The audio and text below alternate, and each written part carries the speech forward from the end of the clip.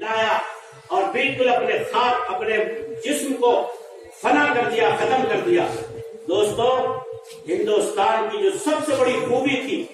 وہ تھی گنگا جمنی تہذیب۔ اس گنگا جمنی تہذیب کو باقی رکھنے کے لیے جب اس پر ڈاکہ ڈالا جانے لگا اور جب اس کو مسخ کیا جانے لگا اور من کے کالے اور چمڑی کے گورے لوگوں نے یہاں کے ہندو مسلم اتحاد کو پارا پارا کرنا شروع کیا،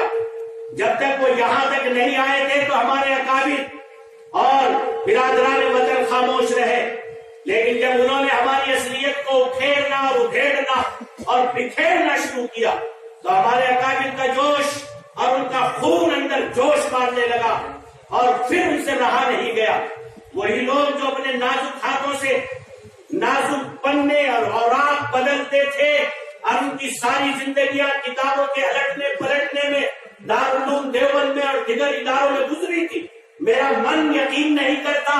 کہ آخر اندر کون سا لاوا اڑنا ہوگا کہ 10-10 کلو کی تلواریں اور 17-17 کلو کی تلواریں انہوں نے اپنے ہاتھوں میں لی اور اس ہندوستان کی تہذیب کے دشمن کو یہاں سے بھگانے کے لیے مختلف مارکے بنائے، مختلف محاذ بنائے، شاملی کا محاذ بنایا، تھانے کا محاذ بنایا، بالا کوٹ کی پہاڑیوں پر جنگ لڑی گئی اور انگریز کو آخر اپنی ڈائری میں یہ لکھنا پڑا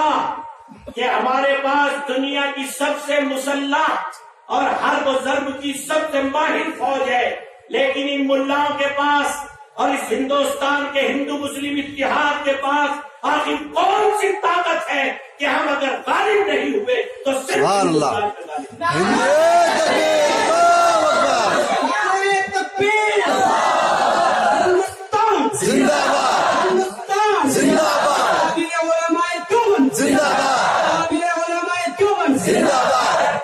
اپنی ڈائری میں لکھ کر کے گیا کہ جب میں نے اپنے قلعے میں 40 لوگوں کو علماء کو جلتے ہوئے دیکھا اور میرے سامنے 40 کو اور لایا گیا اور میں نے کہا وہ ملاؤ اپنا صرف اتنا کہہ دو کہ ہم 1857 کی جنگ آزادی میں ہمیں بھگانے میں شریک نہیں تھے، لیکن مجھے پیدا کرنے والے کی قسم ان بوڑھے بوڑھے عالموں میں ایک عالم ایسا نہیں تھا کہ جو یہ کہہ سکتا ہو۔ انہوں نے کہا ہم تیرے سامنے کہہ دیں گے لیکن ہمارے ایمان کا سبحان اللہ، ہندو مسلم سکھ عیسائی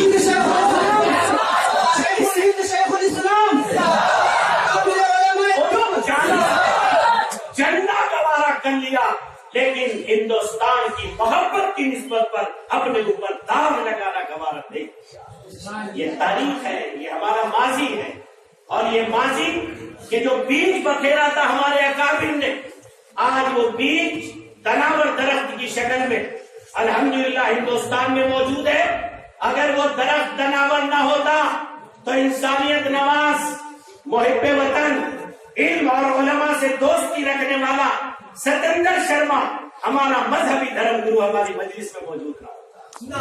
ہندو مسلم اتحاد زندہ باد، مسلم اتحاد زندہ باد، زندہ باد، مسلم اتحاد زندہ باد، زندہ باد۔ ہمارے بھائی یہاں شریک نہ ہوتے، ہمارے انسانیت نواز کلدیپ سنگھ شریک نہ ہوتے۔ دوستو، یہ وہ اکابر کا خواب ہے جو مہاتما گاندھی جی نے دیکھا تھا، جو بھگت سنگھ نے دیکھا تھا، جس نے عدالت میں کھڑے ہو کر جب انگریز نے یوں کہا بھگت سنگھ مغلوں نے 800 سال حکومت کی، تم نے ان پر ایک بم نہیں مارا، ہماری پارلیمنٹ پر بم مارا، کیسے جرأت ہوئی تمہیں، کیوں مارا؟ بھگت سنگھ نے جواب دیا انگریزوں، میں بہروں کو سنانے